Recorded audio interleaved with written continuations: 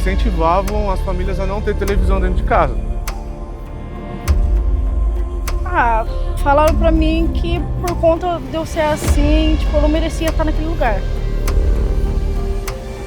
Você imaginar o que a pessoa tá ali, tipo, te olhando, pensando, poxa, essa menina é esquisita, é diferente.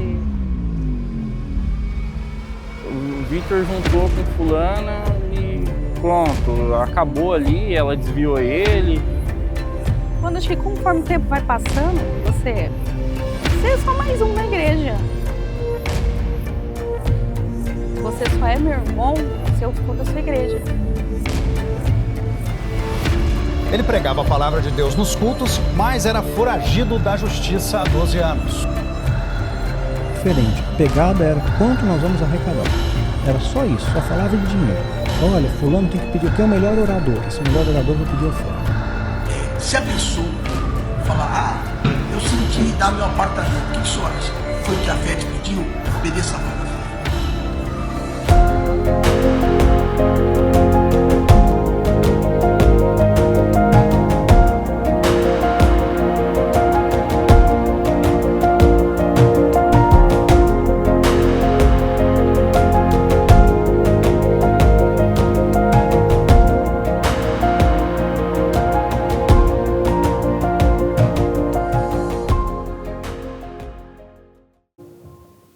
Bom dia, a igreja está com vocês, mais um domingo, né? E nós vamos continuar o nosso tema, Feridos pela Igreja. Hoje é a nossa segunda reflexão, nosso segundo encontro a respeito desse tema. E nós temos mais um encontro pela frente, tá? E eu quero motivar cada um de vocês que não pôde estar aqui domingo passado, para que procure nos nossos canais do YouTube, para que você possa assistir a primeira reflexão a respeito dessa série de mensagens. Focando no que nós vamos conversar hoje, e também um pouco do porquê nós estamos falando sobre esse tema, nos últimos anos, principalmente, tem se tornado público cada vez mais escândalos envolvendo igrejas, líderes de igrejas, né, que estão ocupando manchetes, né, de jornais e grandes canais de televisão. Coisas que antes dentro da igreja acontecia somente nos bastidores, agora está exposto, não é? Aparecem livros, estudos, clinicamente já é reconhecido como um trauma religioso, casos de abuso espiritual, manipulação, exploração, enfim, não é? Tudo isso tem se tornado, é uma realidade, mas agora ela está cada vez mais exposta. E se faz necessário, como liderança da nossa igreja, informá-los e da palavra de Deus, para que nenhum de nós venham cair nesse tipo de engano, sejam machucados, e para que nós possamos ser luz na vida daqueles que foram feridos ou que estão nesse processo, não é? Para que nós possamos resgatá-los, cuidar, enfim, não é? Como igreja, de fato, fazer nascer ali no coração dessas pessoas Cristo. Não é? E hoje eu quero me focar, né, em líderes que ferem. Semana passada nós falamos sobre igrejas, características de igrejas, e hoje eu quero me focar em características de líderes que ferem, tá? E qual vai ser o nosso caminho? Eu vou abordar 4 sinais claros de lideranças abusivas, lideranças que ferem, e depois nós vamos lidar um pouquinho, de forma mais rápida, com a restauração, com vamos dizer, o processo de restauração de alguém que já foi ferido, não é? E só um adendo, irmãos, às vezes parece, talvez na tua mente, que nós estamos dando muita importância a um tema que não tem tanta relevância. Se para você é assim, glória a Deus, porque significa que você não foi ferido por uma liderança, não viveu num contexto de abuso, onde existia você era abusado espiritualmente. Mas a grande verdade é que tem pessoas hoje traumatizadas, em consultórios médicos, pessoas que perderam sua fé, pessoas que não creem mais na igreja por esse contexto, tá? E então, se para você é um assunto que não, mas por que tanta importância? Cara, de alguma forma, sim, glória a Deus, porque você está bem, tá ligado? Isso não chegou até você. mas na nossa realidade existem pessoas extremamente machucadas, destruídas por esse tipo de abuso, não é? Então é importante nós lidarmos com isso. E eu quero que nosso primeiro ponto, que é a realidade, o abuso espiritual é real e Deus vê. Como eu estava dizendo, ficou cada vez mais impossível ignorar esse assunto, né? Nós tivemos, pelo menos nos últimos 3 anos, uma enxurrada de documentários investigativos, livros, reportagens, trazendo à tona isso, não é? De fato, repórteres independentes, grandes produções, denunciando esse tipo de realidade nas igrejas, não é? E é louco porque são igrejas que começaram com um fervor por Cristo, igrejas sérias. Em algum momento, elas deslizaram para o culto à imagem do líder, para uma igreja que machuca pessoas, para uma manipulação, não é? E é terrível isso, não é? São acusações sérias. Nós temos casos de encobrimento de liderança que cometeram crimes. Enfim, igrejas que se movem mais para guardar a marca da igreja do que cuidar de pessoas. E o grande ponto é que nada disso é novo. Na Escritura, no livro de Ezequiel, nós já encontramos esse tipo de problema acontecendo, não é? E ali já é denunciado a respeito de pastores que apacentam a si mesmos, que abusam da membresia da igreja, que além de não curar as feridas das pessoas, são aqueles que ferem e são aqueles que não buscam restaurar pessoas. Jeremias 23 também traz esse tipo de denúncia, não é? Diz: ai dos líderes que destroem e dispersam as ovelhas, né? As ovelhas são membros da igreja. Então veja, isso pode estar tomando hoje as telas de alguma forma, a literatura e até consultórios médicos, mas é algo que não é novo. A Bíblia já lida com isso, não é? Há milhares de anos, não é?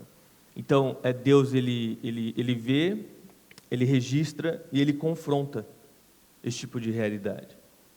E para que nós venhamos conseguir identificar esse tipo de padrão acontecendo, como eu disse no início, eu vou trazer agora 4 sinais que aparecem sempre com grande frequência em lugares onde a liderança se torna abusiva, tá bom? O primeiro sinal é o culto à personalidade do líder.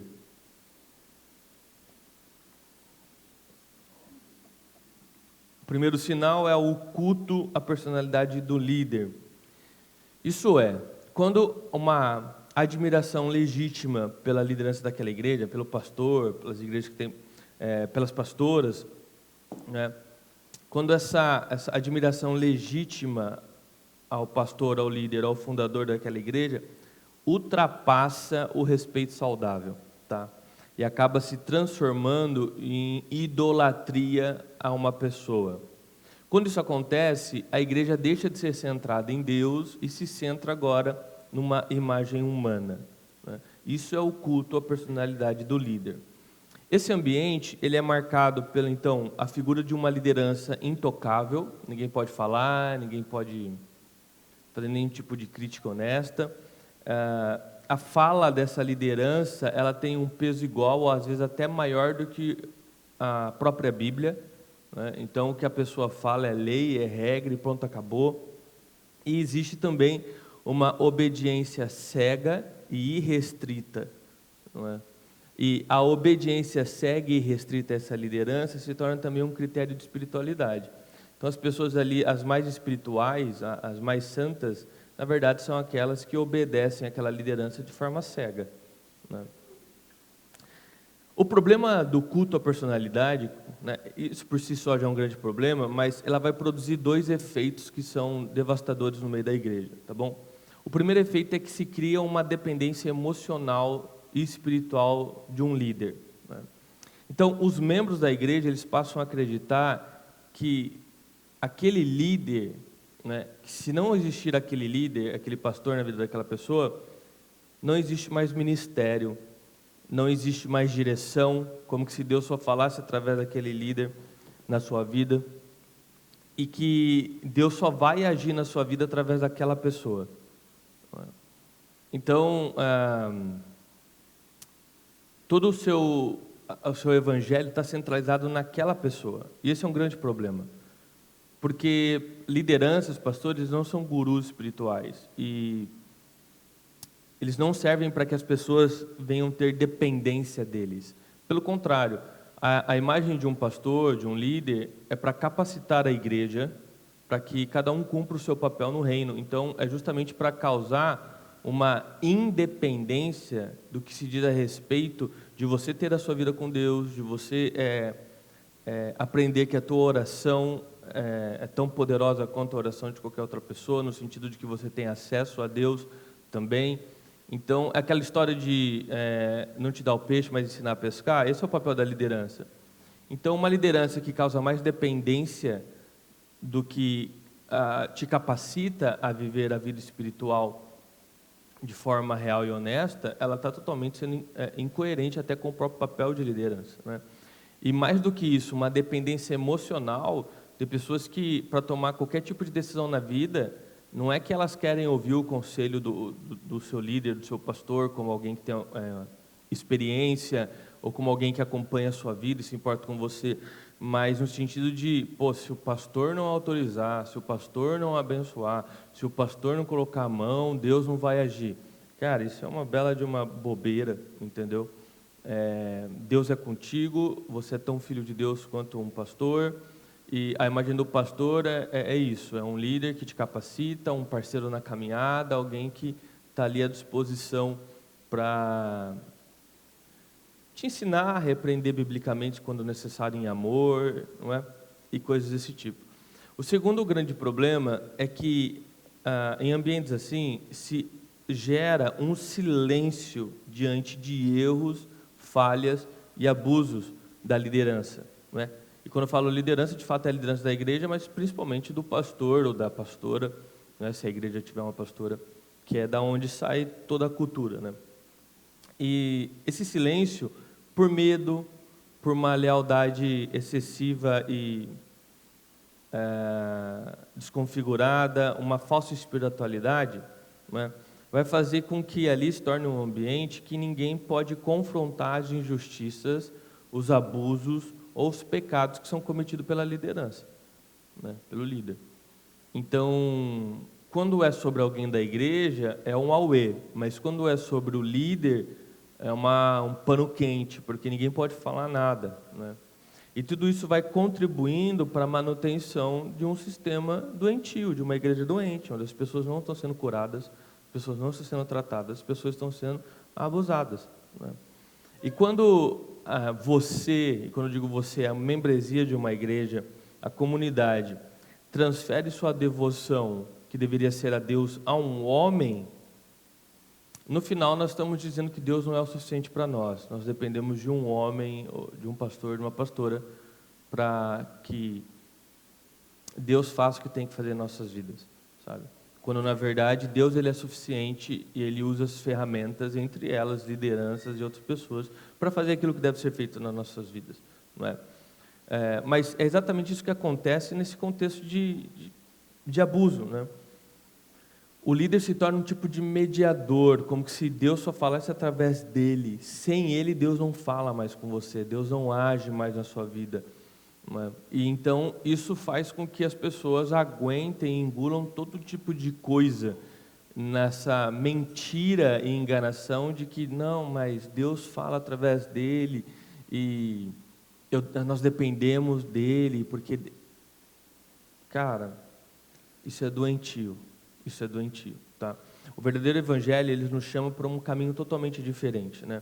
A liderança espiritual ela é necessária, ela é imposta por Deus, não foi uma criação de homens, mas a liderança de uma igreja, o pastoreio de uma igreja, ela deve ser marcada pelo serviço, pela humildade e pela uma consciência de que toda autoridade que nós podemos exercer, ela é emprestada de Deus, e na verdade é uma autoridade bíblica para que se faça cumprir a vontade de Deus e as verdades bíblicas, e não uma autoridade para cumprir nossos gostos pessoais.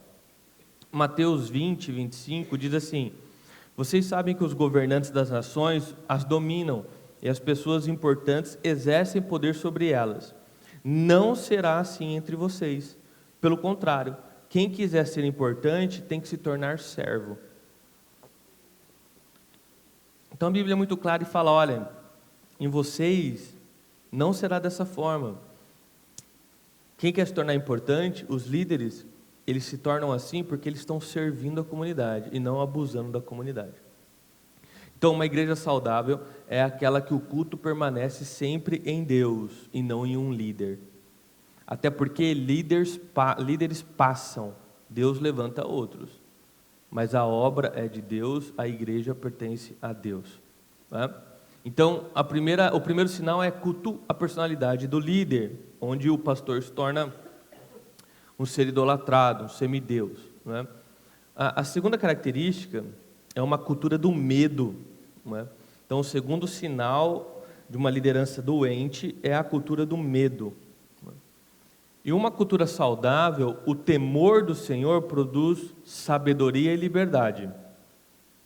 Numa igreja doente, esse temor é substituído por medo e pavor de homens. É muito diferente, não é? Então aquilo que deveria ser uma reverência, um respeito, se transforma em intimidação. Então os membros da igreja e a liderança, eles passam a medir cada palavra, não a respeito da palavra de Deus, no sentido de que, olha, o que eu vou fazer ou o que eu vou falar está de acordo com a palavra de Deus. Não, eles medem cada palavra porque eles não querem correr o risco de desagradar o líder daquela igreja. Né? Porque discordar da liderança daquela igreja é sinônimo de rebeldia. Questionar é sempre tratado como pecado. E a pessoa que ela traz dúvidas sinceras, ela questiona de forma sincera, ela vai ser convidada a se retirar da igreja, ou ela vai se tornando cada vez mais isolada, só porque está expressando dúvidas legítimas, de fato. Não é? E essa cultura do medo nas igrejas, ela não costuma estar extremamente exposta, porque ela não grita, geralmente ela sussurra. O que eu quero dizer isso? Ela acontece nas regras não ditas, ela acontece nos corredores, não é? Então, convivendo naquela igreja, você vai percebendo que ali não se pode perguntar nada, aqui não se expõe o problema, aqui simplesmente obedece e acabou. Você vai começar a perceber que existe uma linguagem espiritual para intimidar pessoas. Então, se você discordar do pastor, você está indo contra Deus. Se você decidir questionar o pastor, você vai ser amaldiçoado, não é?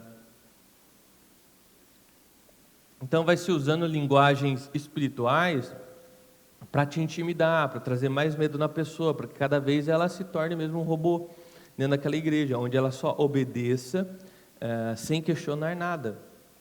Né?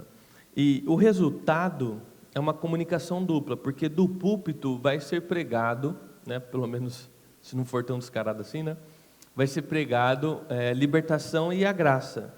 Mas nos bastidores da igreja, o que acontece se cobra o silêncio e conformidade, né, a tudo que o líder quer fazer.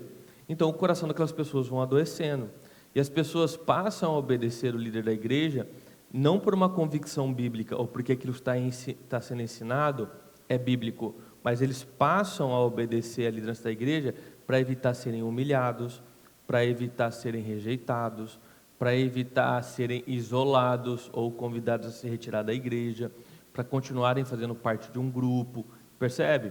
Então, a vida da pessoa dentro daquela igreja, ela é pautada pelo medo, né? Pela intimidação. E talvez o efeito mais perverso do medo que acontece dentro de igrejas é que ela confunde a figura verdadeira de Deus, né?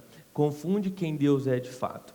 Então Deus, que é o Pai amoroso, ele é substituído pela figura de um fiscal severo, de um Deus rancoroso, né? Que é feito à imagem daquele líder controlador, porque a pessoa está aprendendo sobre Deus, e o líder deveria ser a imagem de Deus ali naquela igreja. Então ela crê que Deus é aquilo. E isso é muito comum dentro dos jovens, principalmente, porque os jovens eles falam mais o que querem falar, deles olharem para a igreja e para Deus e olhar a igreja e Deus como isso, um fiscal, alguém que só está lá para cobrar regras, para esperar você cometer uma falha para te castigar. Isso acontece por quê?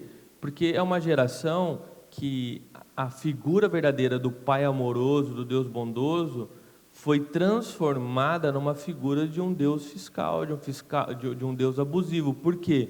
Porque líderes religiosos, não é, fizeram essa figura, criaram essa figura na cabeça dessas pessoas. E eles saem da igreja ainda na sua juventude e não voltam mais. Não é?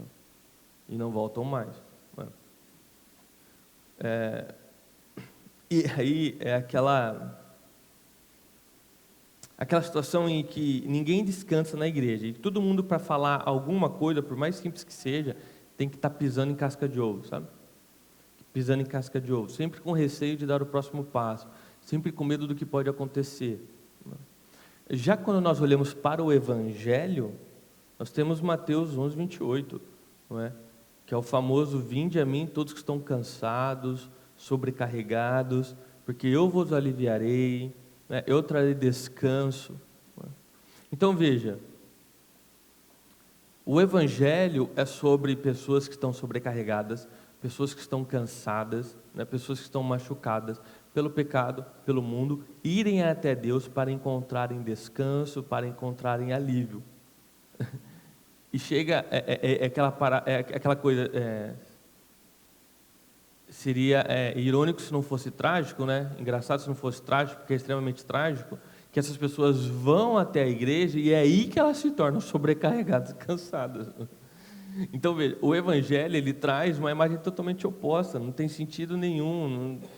Você começa a perceber que não tem coerência, não é? A igreja trazer mais peso, a igreja trazer cansaço sobre as pessoas. A igreja justamente é o lugar onde o Evangelho, que traz alívio, o Deus que traz o refrigério, né, é pregado. É onde as pessoas encontram, não é, o fardo leve. E então, numa igreja saudável, vai ter uma substituição da coerção pelo cuidado, do castigo pela graça, da propaganda pela verdade, da lealdade cega por prestação de contas por parte da liderança, né? E numa comunidade assim, ou seja, numa igreja saudável, perguntas elas são bem-vindas e você é livre para perguntar, sabe? Feridas elas são ouvidas, pessoas não são caladas. E a prioridade de uma igreja saudável são as pessoas e não manter algum tipo de imagem ou proteção à marca de igreja, porque também tem algo hoje em dia que marcas de igreja começou a se tornar a grife, como que a roupa que você escolhe para se vestir, né? Então as pessoas parece que muitas vezes elas estão protegendo o nome de uma igreja e não as pessoas. Não. Outra grande baboseira, irmãos, porque a igreja, na grande verdade, ela é uma só, é o reino de Deus. Não existe marcas de igreja, né? Existe a igreja que você se adapta melhor e que talvez seja mais perto da sua casa, não é? Mas não tem marcas de igreja. Você não vai chegar no céu e você vai ter um lugar VIP porque você era da igreja X ou da igreja Y, entende? Você é filho de Deus. Então, numa igreja saudável, a prioridade são pessoas e não manter algum tipo de imagem. E o resultado disso é maravilhoso, porque haverá uma maturidade. Homens e mulheres que obedecem a Cristo por amor, e não que vivem sendo intimidados por humanos. E a igreja, então, se torna não uma torre de exclusão, mas o que ela deveria ser desde sempre, um lugar de acolhimento de feridos. Então a igreja é o lugar onde nós acolhemos os feridos, e não onde nós ferimos os que vêm. Não é? Então, o primeiro ponto é a oculta personalidade do líder, o segundo é a cultura do medo. O terceiro sinal muito claro em igrejas abusivas, não é o púlpito como arma de manipulação. Esse é o terceiro sinal muito claro. Então, o púlpito, que deveria ser o lugar onde a palavra de Deus é pregada, vira uma ferramenta de controle na vida das pessoas. Então, ao invés de abrir a Bíblia e pregar e apontar para Cristo, a pregação ela é construída para apontar para as pessoas, no sentido assim. Muitas vezes não se fala o nome, mas fala tanto detalhe que a igreja sabe de que o pastor está falando. Vocês já perceberam? Isso acontece às vezes? Não é? Então, a pregação é sobre intimidação, é sobre proteger a imagem do líder, é sobre silenciar perguntas, forçar a igreja à vontade do pastor, mirar em pessoas específicas, não é? Usando textos da Bíblia de modo seletivo, forçando o texto da Bíblia para impor mais culpa nas pessoas, e expressões como não toque no ungido do Senhor vão ser usadas para ser um escudo contra aquela liderança. Então, se alguém for falar alguma coisa de que aquilo está sendo abusivo, não, você não pode tocar no ungido do Senhor. Você não pode tocar no ungido do Senhor. Então, o tom pode ser espiritual, mas o objetivo ali é totalmente pessoal e controlador. E aquilo que deveria nos libertar é o que traz mais aprisionamento. E o que deveria nos curar é o que mais tem nos ferido. E isso, irmãos, tem acontecido na nossa realidade. Tem acontecido com pessoas que provavelmente você conhece. Se não, talvez tenha acontecido já com você. E, novamente, o Evangelho, ele não apresenta um caminho totalmente diferente. Jesus nunca usou da sua palavra para se blindar ou para ferir pessoas, mas Jesus usou da sua palavra para servir pessoas. Marcos 10 fala que o Filho do Homem não veio para ser servido, mas para servir pessoas. Nós temos a famosa passagem onde Jesus se dobra e lava os pés dos discípulos. Então, pessoas que vivem essa realidade, infelizmente, são pessoas que elas não conhecem a Bíblia. Elas não conhecem a Bíblia.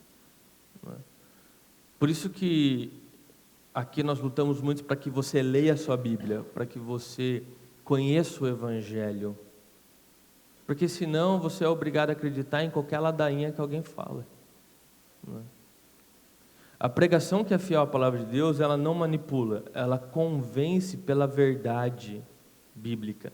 E ela te conduz ao arrependimento e à graça de Deus. Só então, dessa forma, a palavra volta a ser o que ela sempre foi, que é boas novas alcançado, notícias boas para os oprimidos, liberdade para os cativos. Isso é o Evangelho. O púlpito, a pregação, ela é usada para trazer, para nos libertar, para quebrar correntes, para trazer cura e restauração em nossos corações, e não para trazer culpa, e não para nos aprisionar. O púlpito é usado para pregar a palavra, e quem te convence é o Espírito Santo através da pregação saudável e fiel, e não através de imposição, manipulação, imposição de medo e ameaças. Então o púlpito não pode ser usado como arma de manipulação, o púlpito não pode ser usado para mandar recado para uma pessoa, o púlpito não pode ser usado por um líder, por um pastor, para resolver questões pessoais. Isso é infantilidade, imaturidade, além de ser um grande pecado. Tá? O quarto sinal de lideranças abusivas é que a lealdade pessoal, ela é acima da lealdade ao Evangelho. Não é? Nesses lugares, a lealdade das pessoas deixam de estar no Evangelho, em Deus, e são transferidas para pessoas ou instituições, né? Ou as placas das igrejas. Nesse cenário, a principal exigência não é viver para Cristo, ou não é viver a verdade de Cristo, mas é proteger a imagem do líder do ministério. Eu já passei por uma situação, e já vi situações, em que, se você falar uma besteira sobre a Bíblia, a pessoa, não sei e tal, mas experimenta falar algo sobre o pastor daquela pessoa. Ela só falta te agredir. Ou seja, a lealdade dela não é sobre pregar o evangelho, é sobre manter a imagem do líder dela. Então você pode estar falando a maior baboseira a respeito do evangelho, a pessoa ela está neutra, ela está parada. Agora, se você fizer uma crítica honesta ou fizer um comentário verdadeiro sobre aquela liderança, pronto, começou a guerra. Começou a guerra. Se você fizer um comentário sobre aquela placa de igreja, pronto. Pronto. Claramente a lealdade daquela pessoa não é sobre o evangelho. E ela não tem a liderança dela apenas como uma admiração de alguém que é importante na sua jornada, mas a lealdade dela é a respeito daquela pessoa, a respeito daquela instituição. Isso é um absurdo. Isso é um absurdo. Então, em igrejas assim, existe um exército de pessoas que tem como objetivo impedir que qualquer um fale qualquer coisa daquela liderança. Ninguém pode falar um A, senão você vai ser atropelado. Ninguém pode falar um A daquela placa, daquela igreja, senão você vai ser atropelado. Agora, sobre a Bíblia, eles nem sabem sobre a Bíblia. Você pode falar qualquer besteira sobre a Bíblia, não acontece nada. Agora, experimenta falar sobre a liderança deles. Experimenta falar sobre a placa. Eu não estou falando de falar, para ficar falando mal, estou falando de fazer um comentário pertinente, fazer uma crítica honesta, fazer uma pergunta sincera, já é o suficiente para causar um pandemônio naquele lugar, sabe? Então, críticas honestas, perguntas sinceras, sempre vão ser tratadas como rebeldia, como alguém que quer causar divisão, como alguém que quer causar problema, né? Então, a igreja que deveria ser o local, né, o prédio da igreja ali onde as pessoas se reúnem, a igreja que deveria ser o local onde se propaga a libertação de Cristo, a palavra de Cristo, onde nós guardamos e somos guardiões da verdade de Cristo, se torna um lugar onde as pessoas são guardiãs de outro homem, de uma liderança. Em vez de testemunharem a glória de Deus, elas ficam testemunhando a glória do pastor delas, a glória da igreja delas. Tudo invertido, tudo errado. Paulo, ele repreende de forma feroz a igreja de Corinto por se dividir em torno de nomes de homens e slogans. Eu sou disso, eu sou daquele. Paulo, ele luta contra isso. A Bíblia nos mostra em 1 Coríntios 1:3, Paulo fala assim: e Cristo está dividido? Foi o pastor Paulo que morreu por vocês? Foi o pastor João que morreu por vocês? Foi aquela placa da igreja que te salvou? Desde quando Cristo está dividido? Então, 1 Coríntios, ela combate esse tipo de ideia. Não é? A nossa lealdade é sobre o Evangelho, não sobre pessoas. A minha maior lealdade é ao Evangelho. Não é? E o Evangelho, então, ele nos conclama a uma fidelidade à cruz de Cristo, e não a interesses humanos. Nós vivemos pelo Evangelho e para o Evangelho. Quando a igreja é treinada a dizer amém a tudo e confunde submissão bíblica com obediência cega, aquela igreja deixa de examinar a Bíblia. Atos 17:11 fala assim, deixa eu abrir aqui para vocês, porque é uma palavra muito legal, que eles deixam de examinar a Escritura para ver se aquelas coisas que estão sendo pregadas de fato é o que está sendo pregado, né? Atos 17.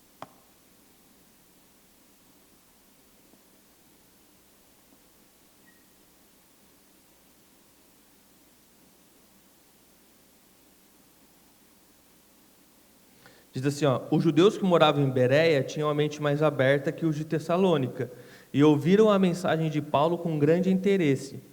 Todos os dias... fechou aqui para mim. Depender de celular tem essas coisas, né? O papel não vai fechar na minha cara.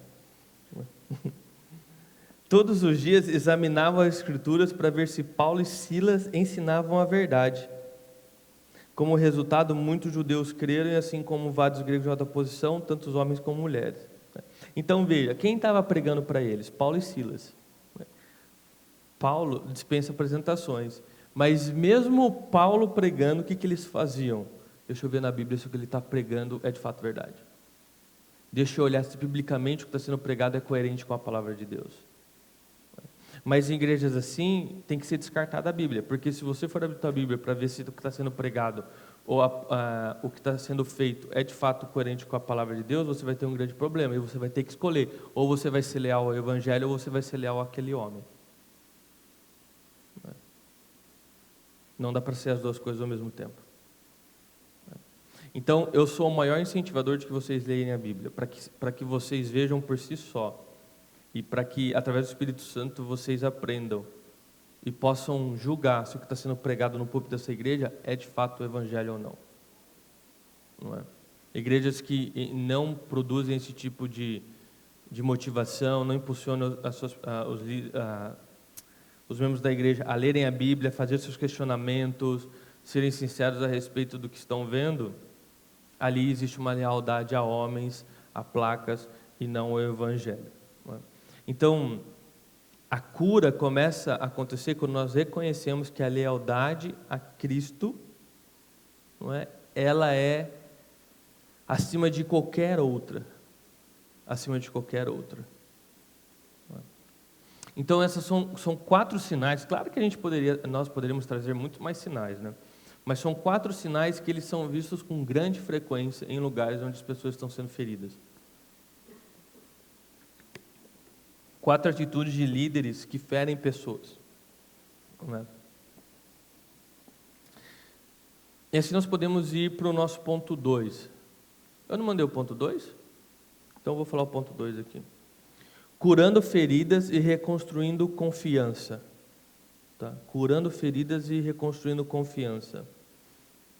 Talvez você esteja aqui hoje e você esteja com o coração desconfiado, como aquelas pessoas que foram entrevistadas. Não é? Aliás, aquelas entrevistas foram feitas em Mogi Guaçu. Não é? Foram gravadas aqui em Mogi Guaçu. Não é? Talvez você já tenha pensado, eu nunca mais piso em uma igreja.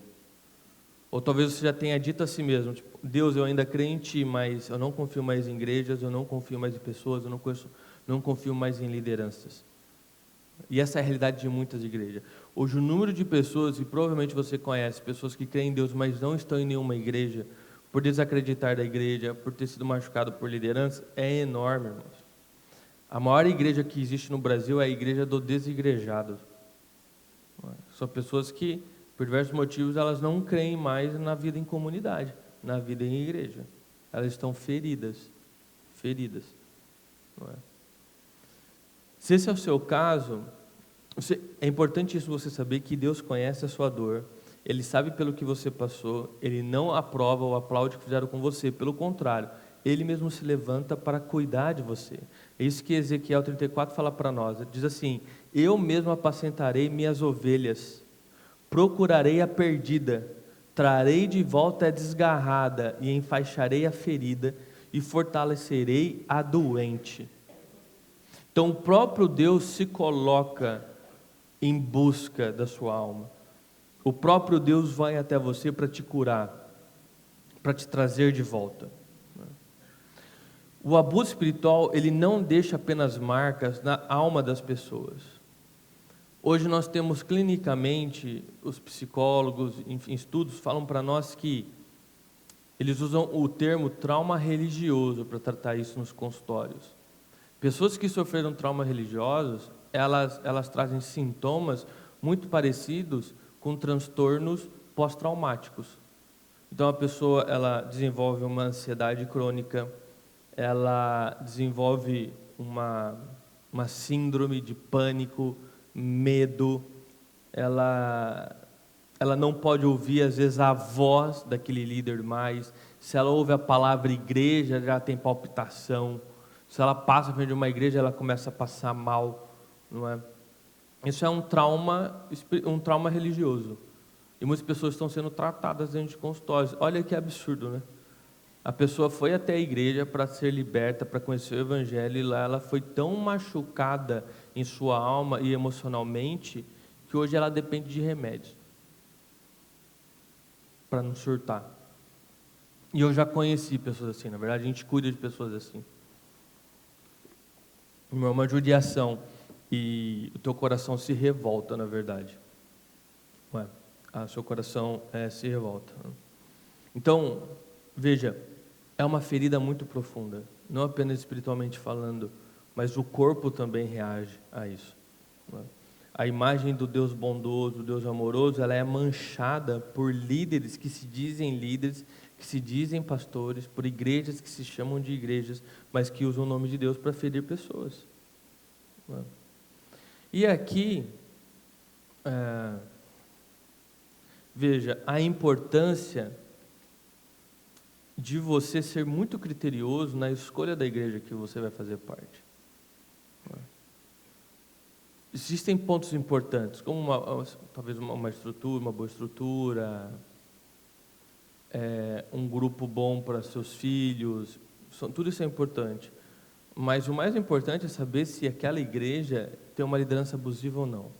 Se ali é pregado o evangelho ou não. Se aquela igreja ela é leal ao evangelho ou a uma pessoa. Se ali de fato é uma igreja. Entendeu? Porque hoje no Brasil, irmãos, qualquer um pode se intitular pastor. A pessoa fala para você, eu sou pastor. E aí? Fala assim, não, me dá a sua carteirinha. Qualquer pessoa se torna pastor. Qualquer pessoa coloca uma placa e abre uma igreja. Se intitula pastor, apóstolo, seja lá o que quiser se intitular. E as pessoas compram essa ideia. As pessoas compram essa ideia. Elas não vão atrás de saber quem é aquela pessoa, qual é a história daquela igreja. Não é no sentido de que, poxa, ali é um lugar de escândalos e mais escândalos. Não é? Ali é um lugar sério, enfim. Não é? Se você foi ferido, pode ter certeza, Deus não se parece em nada com aqueles que machucaram você. Deus é o bom pastor, Deus é o bom pai, Ele não nos abandona, Ele não nos manipula e Ele não nos explora. Pelo contrário, o que Deus faz é trazer cura, libertação, não é? Aos feridos, aos machucados, aos cativos. O Evangelho é sobre libertação, é sobre boas novas. Não é? Então não permita que a imagem de Deus seja manchada e você olhe Deus pela imagem de um líder, de alguém que te machucou, de alguém que te feriu. Agora, a cura, ela é um processo. Não acontece da noite para o dia. Do mesmo jeito que nós não nos ferimos de forma tão profunda assim da noite para o dia, é algo que vai sendo construído. Mas hoje pode ser o primeiro dia em que você começa a andar em direção à sua cura.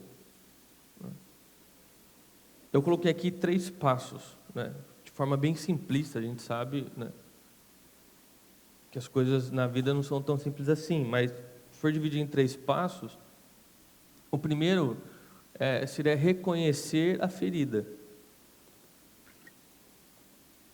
Muitas pessoas foram tão feridas e foram tão manipuladas, tão pisadas, que elas realmente acreditam que mereciam. Elas se veem como alguém inferior mesmo. Né? Alguém que não merece ser feliz. Alguém que não merece ser amado por Deus. Alguém que não merece ser salvo por Deus.